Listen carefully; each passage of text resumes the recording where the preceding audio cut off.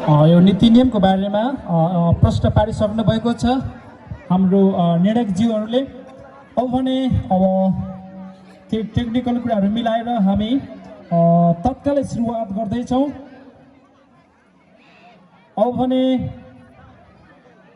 व्हिस्टल blow हुन मात्रै बाँकी छ।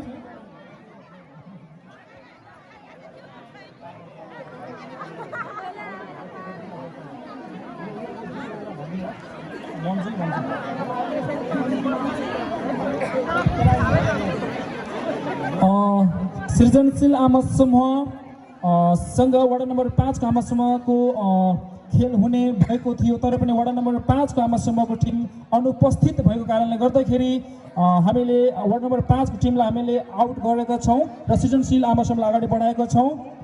यो जानकारी सँगै अब भने यसपछिको खेल आयोजक भर्सेस सृजनशील आमा समूह बीचको हुनेछ। अहिले भने कोपिला आमा समूह र जनचेतनाको बीचको कडा प्रतिस्पर्धा खेल भइराखेको अवस्था छ।